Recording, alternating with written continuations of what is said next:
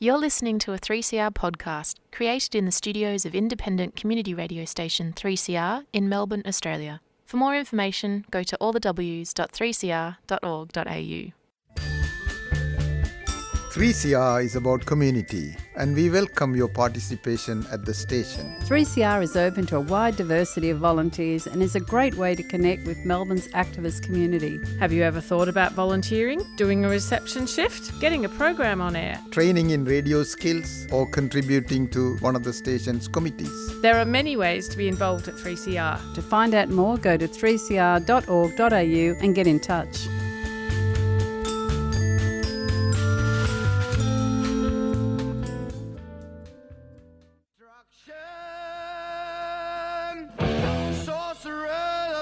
Construction in the fields of bodies burning as the war machine keeps turning death and hatred to mankind,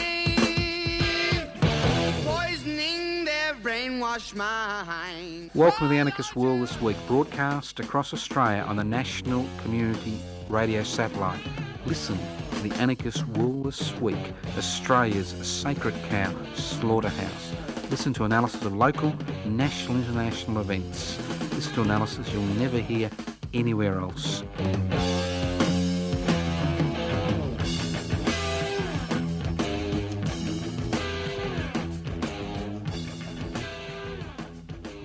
Welcome to the Anarchist World This Week, broadcast across Australia on the Community Radio Network from the studios of 3CR in Melbourne. This program is streaming live on 3cr.org.au. The program is podcast. You can access the podcast by going to 3cr.org.au. That's 3cr.org.au. If you wonder what anarchy is all about, no, it's not what happened in the Ukraine or Gaza or anywhere else in the world, in Myanmar, you name it, where there's death and destruction. Anarchism is a very simple concept. It means without rulers. It's about creating a society without rulers, not without rules. A society where we try to devolve power, that's share power, and hold wealth in common and use it for the common good. A simpler way of actually describing anarchism is the greatest good for the greatest number.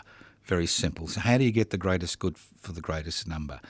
Do you centralise power and wealth in fewer and fewer hands, or do you decentralise power and hold wealth in common? It's a very simple concept. Nothing difficult about it. It is something that human beings have been struggling since time immemorial, since we crawled out of Africa and contaminated the rest of the planet. Okay. What did you expect? What did you expect? Now, I understand some neo-Nazis have done very well in, the former East Germany in elections. So, they've done very well. But you've got to understand, and then we see the rise of authoritarian tendencies, which, blame minorities for the situation they find themselves in, doing very well in most European countries and doing very well in this country also. And people ask me, why? Why? And I say, what do you expect? What do you expect? When you forget that the ultimate emphasis on political change, reform, even revolutionary change, is to create the greatest good for the greatest number. That's what the struggles have been all about over thousands of years, creating the greatest good for the greatest number. And we saw this come to a head during the end of the 19th century, or the last 50 years of the 19th century and early part of the 20th century, where through struggle, through revolts, through revolutions, through parliamentary means, through non-parliamentary means, what we saw was the grasp, that's right, the grasp the little minority, an insignificant minority, had on power and wealth, had on the state apparatus itself, be slowly loosened by people demanding a greater say in the decision-making process and a share in the wealth which they ultimately created.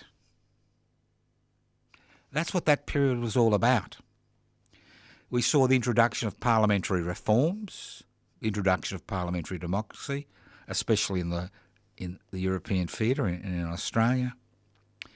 We saw, with the introduction of universal suffrage, both men and women, what we saw with the introduction of universal suffrage was that the state was slowly transformed from an institution of oppression which maintained the status quo, which ensured that those who enjoyed power and skimmed off wealth continued to increase their power and wealth.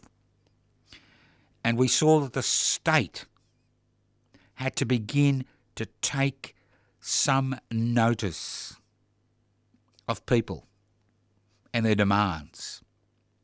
And that's when we saw the greatest reforms that we enjoy today. They didn't come because some parliamentarian said this is a good thing. They came because people protested. They went on strike. They were involved in violent action. That's how those things that we take for granted today occurred. And we saw that with the introduction of a social security system. Not a welfare system, which a lot of people use that word, welfare. You know, you got your hat out and you go, boss, can I have a few dollars? Hey, boss, can I have a few cents? It's not that type of system. A social security system is a compact, a relationship between those who find themselves in difficult situations and the rest of the community. It's about ensuring that people at least have the basic necessities of life. We saw that with the introduction of a universal healthcare system, the introduction of a state-sponsored and state-funded, with some, obviously, federal assistance, of a healthcare system. We see that. We saw that with workers withdrawing their labour, freely withdrawing their labour,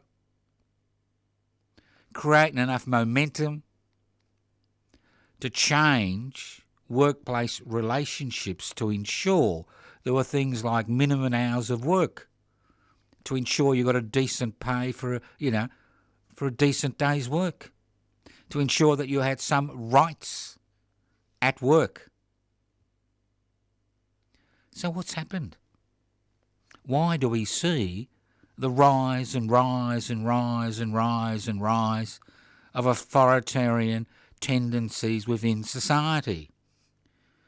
Why do we see so many normal people vote for openly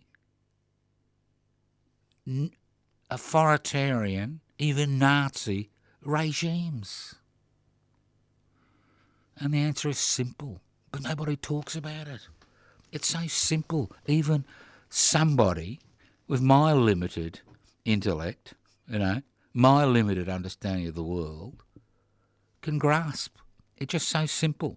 What have we seen in the last 50 years in this country and around the globe? What have we seen? We have seen the mantra of political activity and social activity and cultural activity is designed to provide the greatest good for the greatest number trampled under feet, trampled into the dust.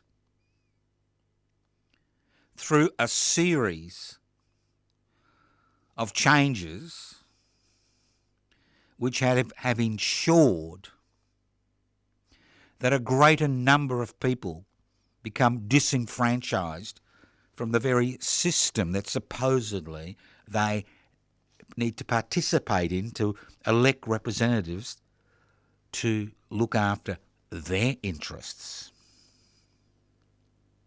And for far too long, in a society which is based on a private investment for private profit principle, we have been blinded by the mantra that we can all become rich as long as we adhere to the private investment, to private profit mantra, forgetting that ultimately what we have left is due to struggle and resistance. So what are these four horsemen, four horsewomen, whatever you like to call them, of the impending apocalypse? What are they? And they're very simple. Climate emergency. The fact is we have soiled our nest as a species. Because just in case, you don't know, and I'm sure you do, you've got Earth, then you've got a little, 25, 30 kilometre stratosphere, and then it's deep space. I'm sure those lovely rich people who've been out there in deep space, not the astronauts, but the ones who fund themselves, will tell you it's pretty lonely up there. And guess what's in this stratosphere? A thing called oxygen and a thing called carbon dioxide. Simple. Now, as we continue to produce for production's sake,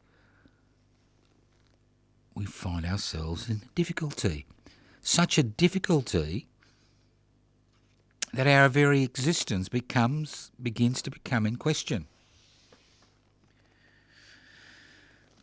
But more importantly than that, we, you and me, that's right, you and me, our parents, grandparents, great-grandparents have allowed this to occur.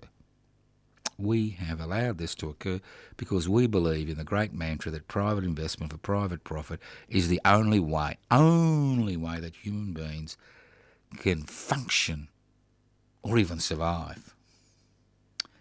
So what have we seen in the last 50 years? I know regular listeners to the program will get bored with this, but sometimes repetition is the only way.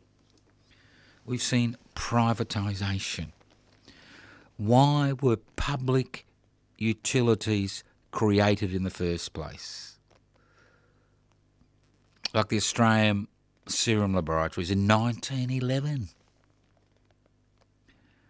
The Australian Commonwealth Bank, I think in 1914. It could have even been earlier. Why have so many public institutions been virtually given away to the private sector?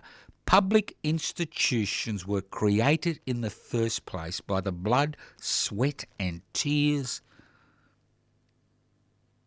of human beings in order to ensure that they had access to essential services, let alone goods. That was the whole purpose of the public struggle. But what has happened in the last 50 years? We've seen the privatisation of everything that matters in this country, as well as overseas, as part of some grand economic plan to increase productivity and profitability. We've seen the privatisation of telecommunications, the privatisation of energy production, the privatisation of this country's airports, the privatisation of this country's ports, the privatisation of tons of institutions. And you know what the tragedy was?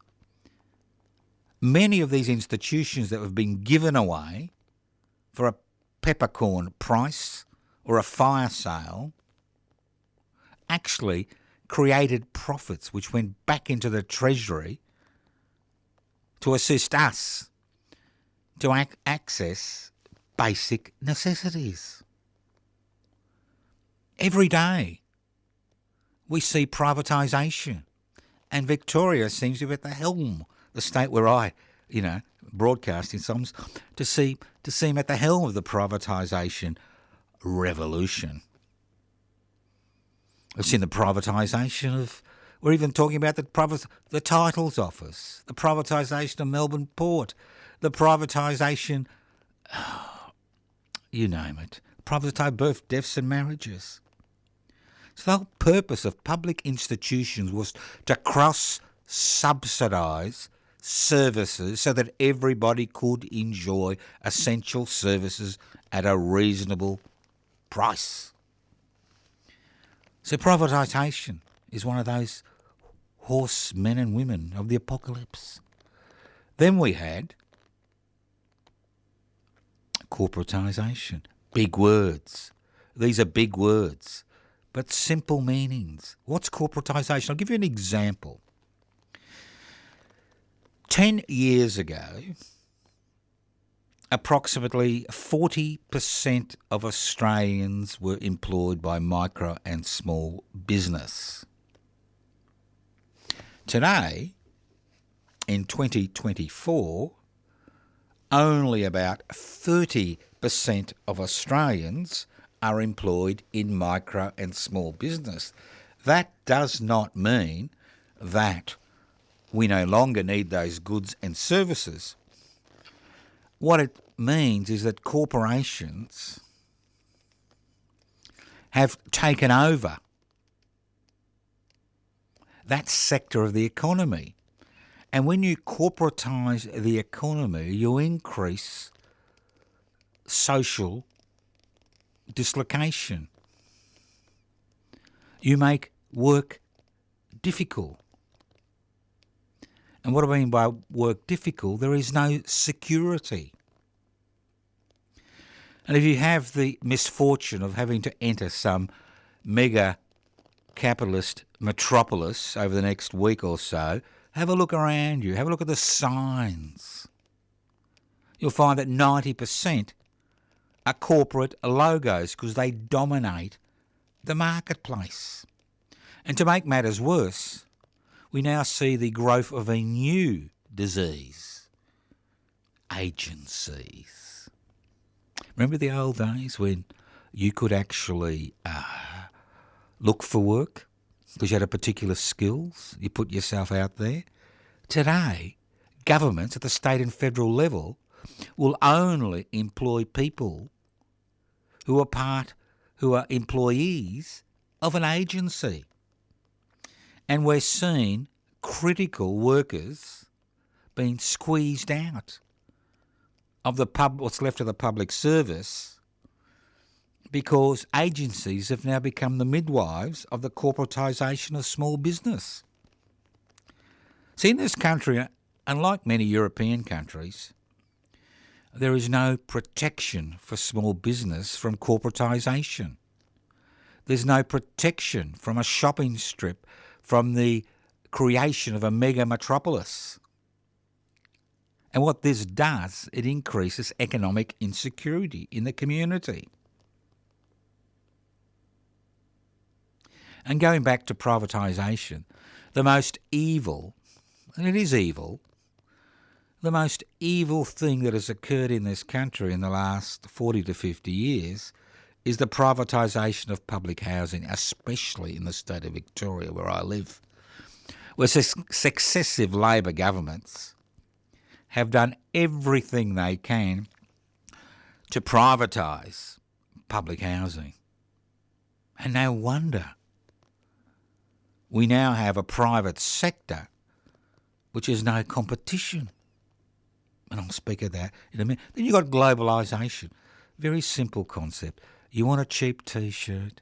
Well, why don't you buy one for $5 from a corporatised importation business that relies on importing, a 50-cent T-shirt, selling it to you for $5 from somebody who's paid $1 a day. I mean, that's what globalisation is about.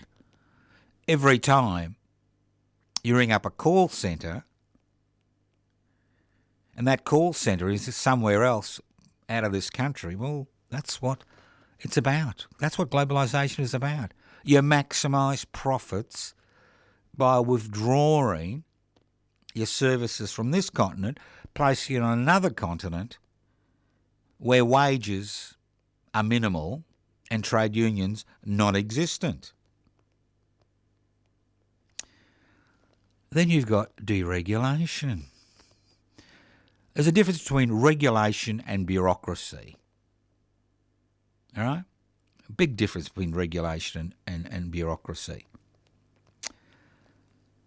Today, we are seeing government initiatives at the state and federal level almost on a daily basis to remove regulations which were put in place to protect us, that's us, you and me, to protect us from exploitation.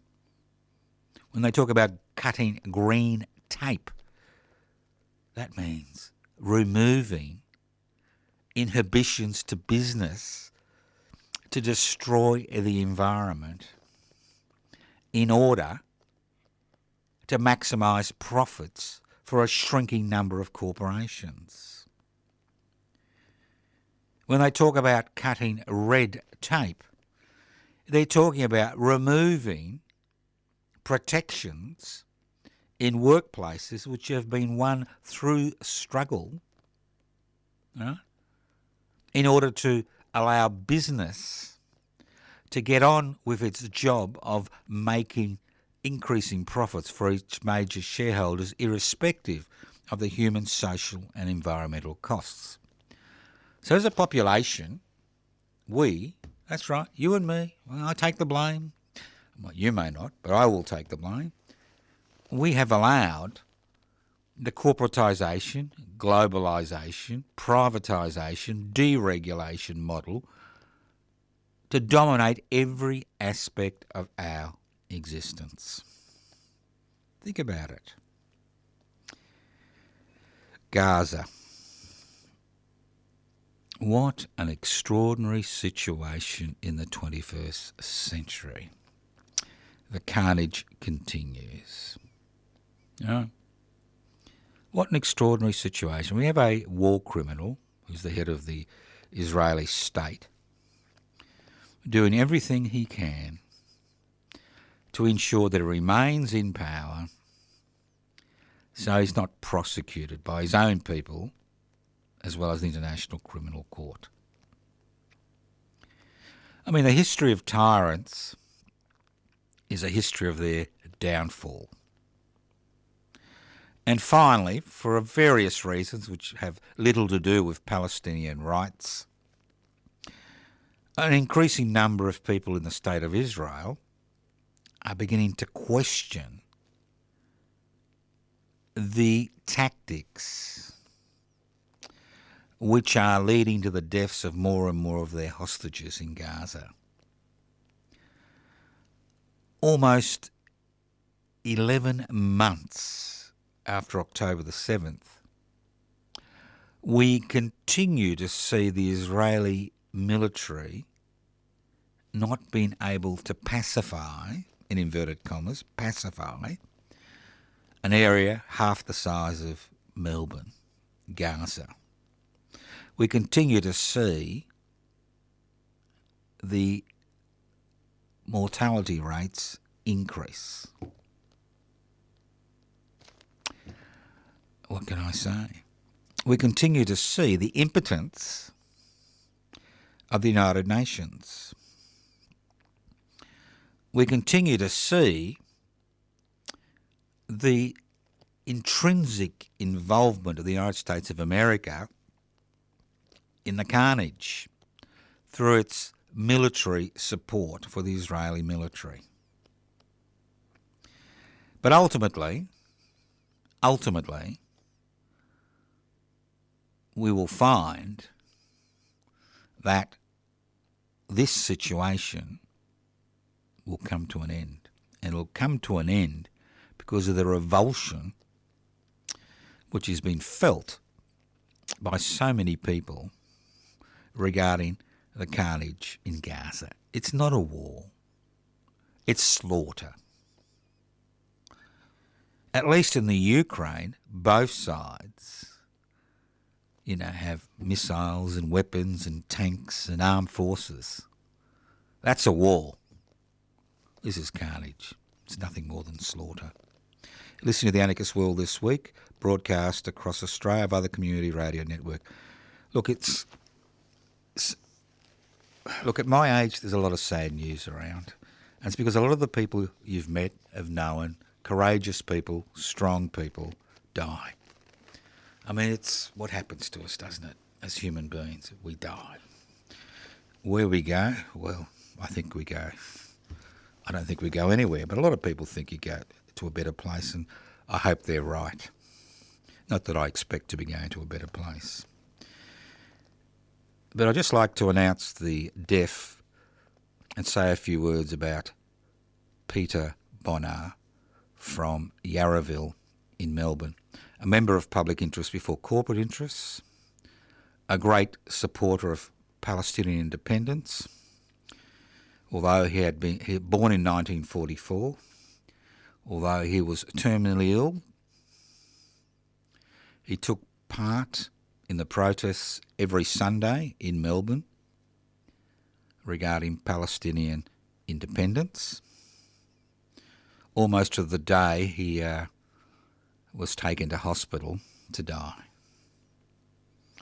Now, it's people like him, right, Peter Bonar, which make a difference. These are human beings you don't hear about, but they make a difference. They make a significant difference to the struggle to devolve power and share wealth. Because irrespective of their age, irrespective of their bodies being racked by disease, they continue to struggle to improve the human condition.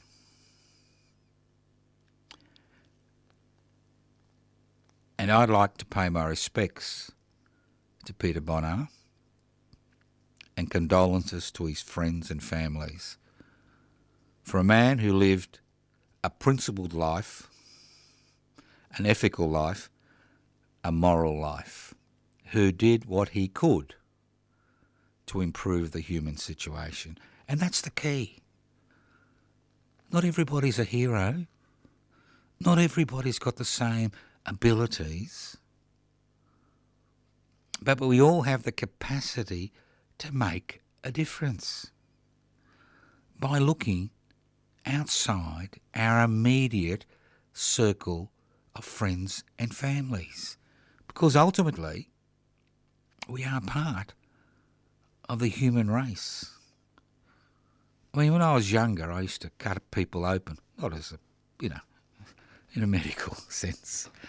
And, the great thing about being a doctor is you ultimately understand it doesn't matter if somebody's black or white or yellow or pink, green. If they're a human being, they've got commonalities. They've got a brain, 2 kidneys, a heart, intestines, and it's quite interesting. Well, it's fascinating, the fact that if you cut up 10,000 human beings, you'll find the same thing. Occasionally there's somebody whose heart's on the other side. Occasionally there's people with 1 kidney. Occasionally there's people with no uteruses, and the list goes on and on.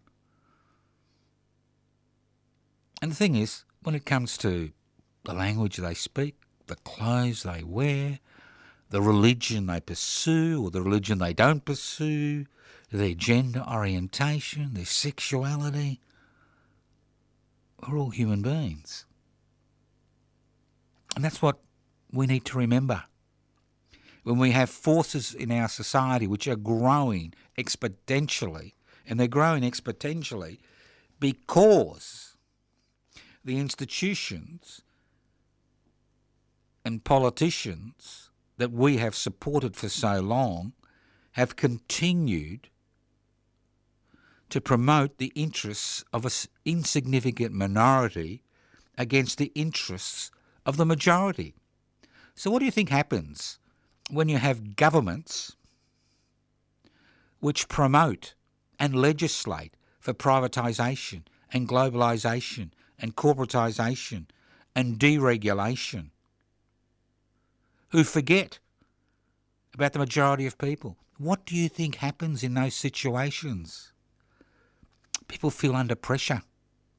They need to blame somebody. And if you have political forces who are very good at mobilising people on the basis of hatred, well, it's very easy to create a political, social, cultural climate where people think that, if only we got rid of those immigrants or those people wearing funny hats or 2-year-old blue-eyed children, our lives would be better.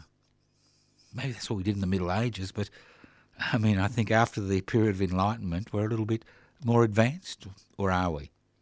And that's what we've got to think about, the greatest good for the greatest number. And if you have political institutions which are fundamental to our society, like a parliamentary system, whether you agree with it or not, a representative democratic system, and that representative democratic system is so paralysed by fear that it is incapable of introducing legislation to create the greatest good for the greatest number, because that small section of society that owns the means of production, distribution, exchange and communication continues to exercise extraordinary power over the legislative agenda in this country, power to such a degree that we have, a minuscule number of mining corporations holding us to ransom as a people and allowing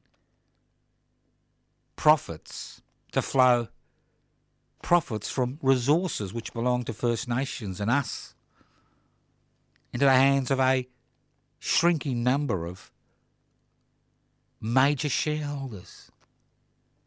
Just an extraordinary situation to find yourself in. I'm sure if some Martians came down tomorrow and I said, g'day. And they say, g'day, boy. I say, g'day, Martian, we have a little chat. They say, how do you organise things in this great continent? Look, it's very simple. First of all, we get rid of the original people, or we marginalise them, kill as many as we want. Then we take over their lands. Then we allow our leaders, the good and the great and the good, to manipulate the system, to sabotage the very institutions which are created to redistribute wealth and power, to act in their interests, and we cheer them on because somehow we think that if we brush enough, crumbs off the corporate table, we'll fight amongst ourselves, to get those crumbs. The Martian will say, oh my God, or oh my gods, or maybe they say, oh my great whatever. We've got to leave this planet. These people are ridiculous. I've never met such a stupid species. We'll go somewhere else. Couldn't think of living here. It'd be disgusting. Living among these people? Really? Well, let's move on. What are you listening to? This is The Anarchist World This Week, broadcast across Australia via the Community Radio Network. This program is streaming live on 3cr.org.au. The program is podcast. You can access the podcast by going to 3cr.org.au. 3cr.org.au. Now, I think most people know that I've been involved in the public housing struggle for decades, and I'll tell you why. I've got a simple reason. I don't need public housing, okay? But I do know a lot of people who need secure, stable housing at a reasonable rent, okay? And that's what public housing provides. Security, maybe not security in terms of where you live, because of the government's inability to create public housing, spot purchase public housing around the country, various state governments. But security in terms you're not going to be turfed out because a landlord wants to increase the rent or move back in or sell the place or whatever. You know? That's the main problem with renting. It's not just the cost, it's the insecurity. You know, your kids can't go to the same schools, your kids can't join the same sporting clubs, and when they grow up, they'll blame you for giving them, you know, for destroying their future. I mean, that's the way that goes. So public housing. Now, at the minute, everybody's talking about housing, okay? Everybody on the planet Earth, well, planet Australia, I should say, is talking about housing. And they talk about housing affordability, they talk about community housing, they talk about social housing, they talk about federally funded programs, state-funded programs. But guess what? Does anybody ever use the word public housing? There is a shrinking number of people. The Victorian Greens Party promote public housing. But again, in the rest of the political spectrum, public housing has no role. Now, I'm just going to do a simple equation because, you know, I'm a simple human being and I'm sure most of my listeners have got a greater intellect than I'll ever have. But the important thing is simple. We live in a capitalist society, okay? I accept that. Private investment for private profit is the mantra. That's the mantra. That's what we bow to every morning as we wipe our bums, all right? Every morning. That's what we do. Private investment for private profit. You ain't got anything in your pocket or in your bank account, you got problems. Before you know it, you'll be out in the street. So, there's an issue regarding housing in this country. Now, capitalism, we're told, is about competition. Now, when you corporatise various aspects of human existence, there is minimal competition. And we've seen that as far as, you know, small business is concerning. It's dying, and it's dying because of corporatisation, which means they can't compete, which means they go bankrupt and people, you know, put their house on the dream of running a small business, lose their house. It happens every day. So going back to public housing, how do you ensure competition in a capitalist society? Do you allow the private sector to dominate the marketplace? Well, when you do that, you get what we have in Australia today. The richest bloody sovereign, potentially the richest sovereign nation state on planet Earth, having so many people wasting so much of their lives paying rent or a mortgage or struggling to find a bit of accommodation, because the whole housing sector is dominated, whether it's government policy or not, by the private sector. So how do you introduce competition? It's very simple. The government at the state and federal level gets involved and creates public housing that have long-term leases where rent is fixed at 25% of income. So obviously if you earn $2 million, you're not going to waste your time going into a public housing unit, are you? Well, maybe you could. So the more public housing there is, the more competition in the marketplace. The less public housing, the less competition. Now, people are complaining about land tax. I can understand why they complain about land tax, because most people with a second house which they're renting out are hoping that their renters will be able to pay the mortgage. But with increasing interest rates, with land tax increasing, what happens? You pass it on to your tenant. So, if you want increasing stock on the marketplace, you want more people to be able to buy housing, what do? You increase public housing, increases competition. People who've invested in the private housing market as a way of ensuring their survival as self-funded retirees pull out. As they pull out, prices fall. More people can enter the housing market. Simple, easy. I'm just following capitalist economic principles. And they can't even do that because in this society today, it's all about corporatisation. It's all about centralisation of power. It's all about wealth. No wonder social disintegration is such an important issue in Australia today. Now, in my line of work and, my particular interests that I have, I meet a large, significant cross-section of Australian society. A significant cross-section. And over the last 50 years, I've had interactions and have known people from a whole variety of sections of the community, right? And I have never seen so much social disintegration, where there seems to be little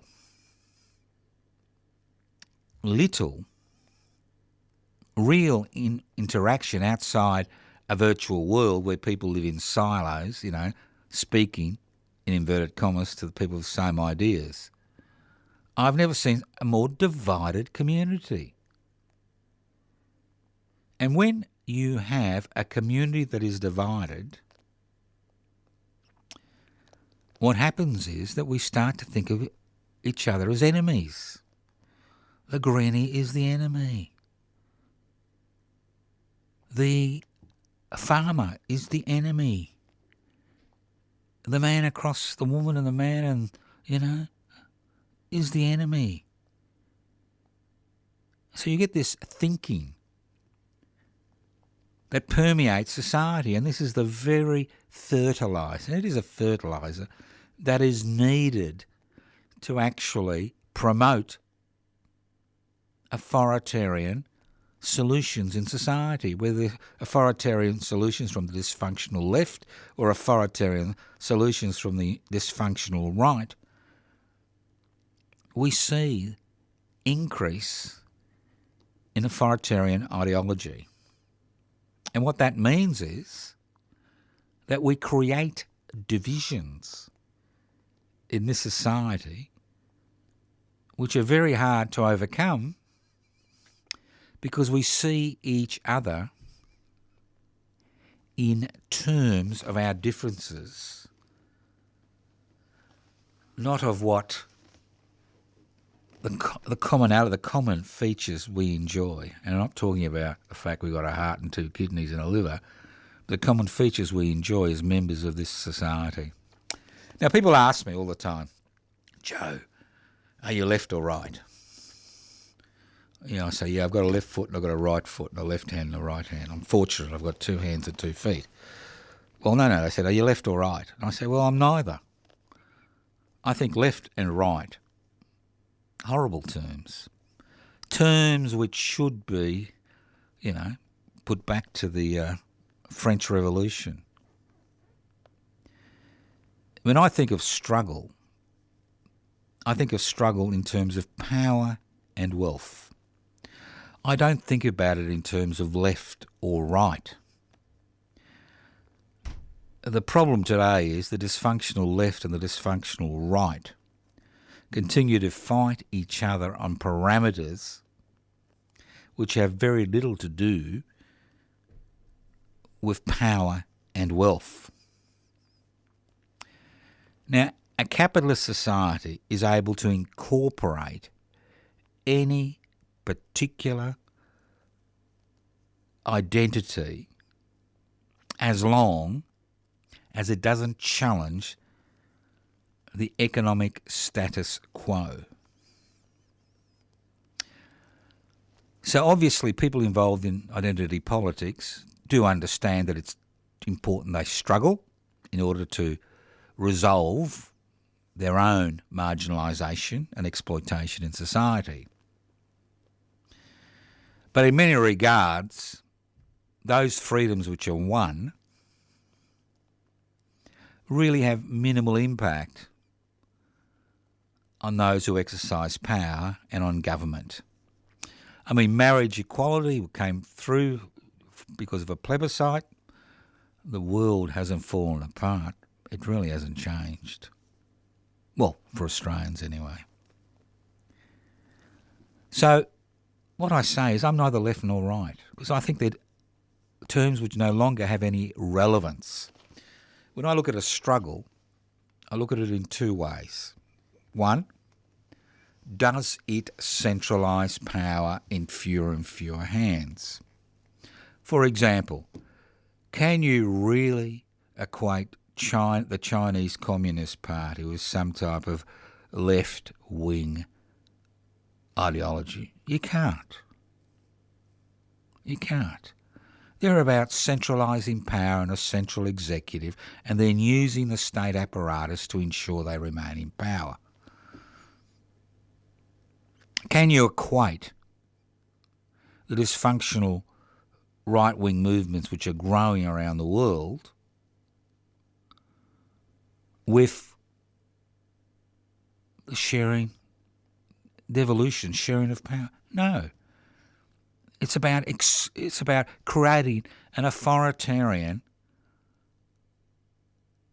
political caste which then uses the state apparatus to impose its particular dysfunctional view of the world on its citizens and the people around them. It's no accident at the beginning of World War II that Nazi Germany and Communist Russia were allies. No accident. They both relied on the centralisation of power in the hands of a minuscule minority. And it's only when they fell out amongst themselves that we saw a change in that.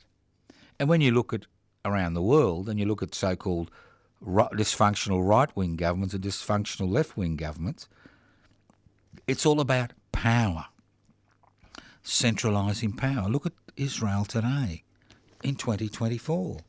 It's about centralising power in fewer and fewer hands. So when I look at a social movement, a political movement, I think, are they about sharing power or are they about centralising power in fewer and fewer hands? And that's the way anarchists, people who believe or want a society without rulers, look at a situation. Because somebody calls themselves left-wing or right-wing doesn't really push any buttons for me. I really want to know whether they're a right-wing authoritarian, a left-wing authoritarian, what their agenda is. And then it comes to wealth. Now, the neoliberal revolution, it has been a revolution because of the changes that it has made, is more about wealth than power, although you need to be able to exercise influence on the state in order to push forward this neoliberal revolution, which is based on, as I said before, privatisation, corporatisation, globalisation and deregulation. So what have we seen in the last 30 to 40 years in this country? Well, 30 to 40 years ago,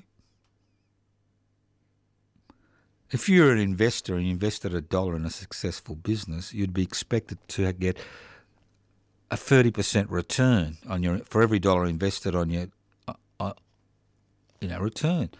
And the worker will get 60% of that profit. Today, it's the other way around. With the introduction of legislation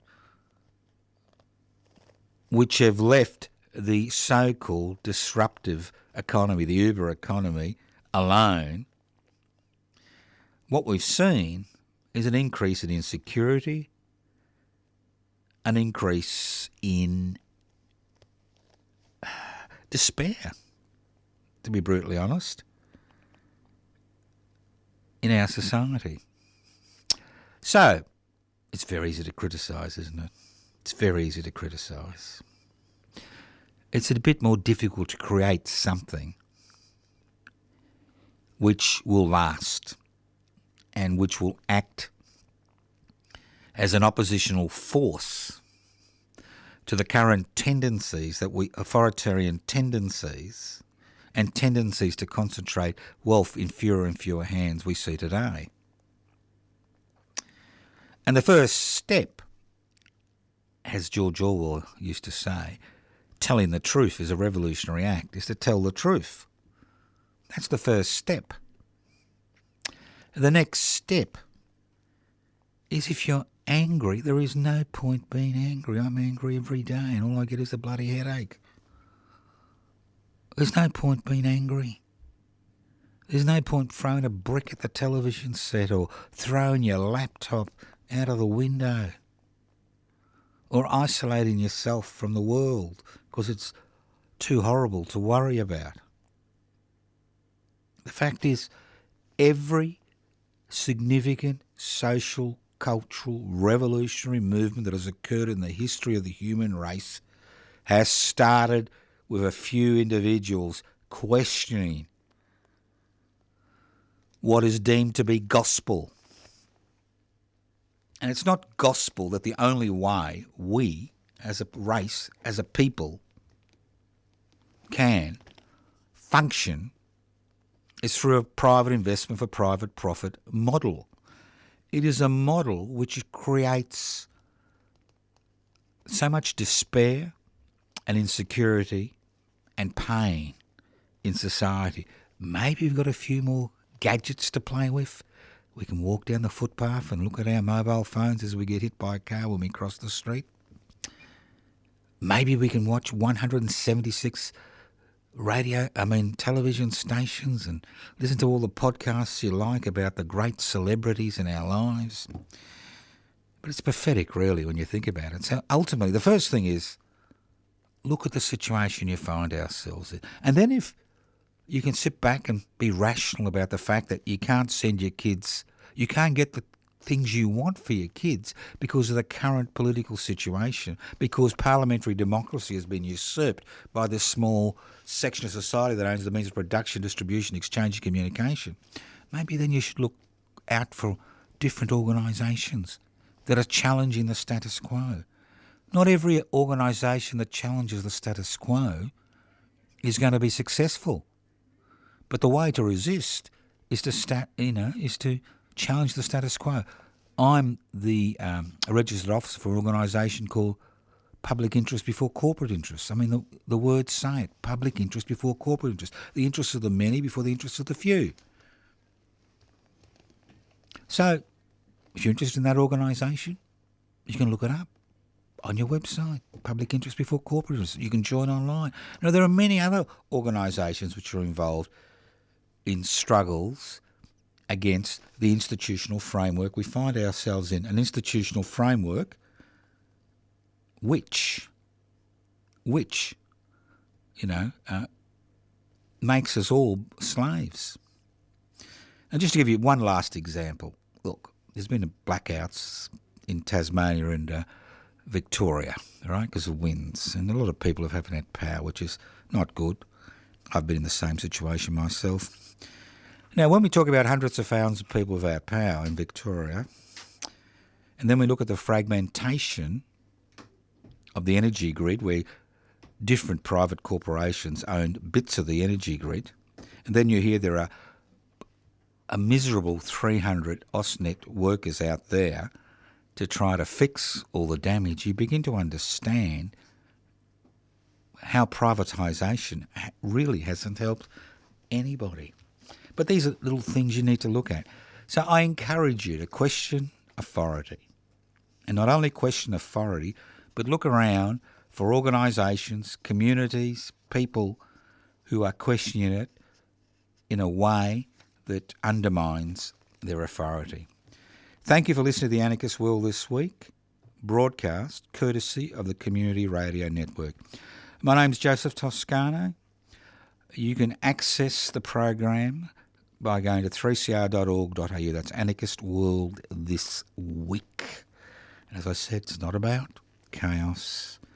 It's about order. It's about order. Now, you can leave a message on 0439 395 489. If it's a nasty message, I'll just delete it, so don't waste your breath. You can write to me at Post Office Box 20, Parkville 3052. You can look at the Public Interest Before Corporate Interest website, pibc.net. You can join online. You can look at the YouTube channel, Public Interest Before Corporate Interest, josephtoscano.com. And guess what? I still answer letters. You can write to me at Post Office Box 20, Parkville 3052. And remember, at the end of the day, keep a smile on your face while you're smashing the corporate sector and the state. Thank you once again for listening to the Anarchist World this week on your local community radio station, courtesy of the Community Radio Network. Listen in next week when the sacred cows will come in once again to be washed. That's right, we washed them of their sins. Listen in next week to the Anarchist World this week on your local community radio station next week. Thank you for listening to the Anarchist World this week. And all I can say is get out of that chair, get out of the virtual world, start doing something that is real, that is practical, that'll change your life. Evil minds that plot destruction, sorcerer of death's construction. An analysis you'll never hear anywhere else. Anarchist World this week, Australia's sacred cow slaughterhouse, 10 a.m. every Wednesday. Listen to the Anarchist World this week for an up-to-date analysis of local, national and international events. Poisoning their brainwashed minds. Oh, Lord, yeah.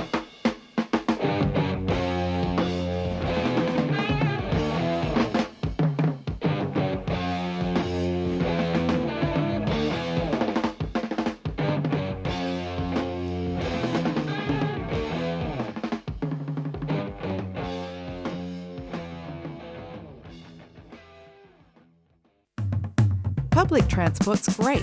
What's not great is that unless you've got a radio with you, you can't listen to the 3CR when you're on it. Until now. The Community Radio Plus app lets you listen to us wherever you are.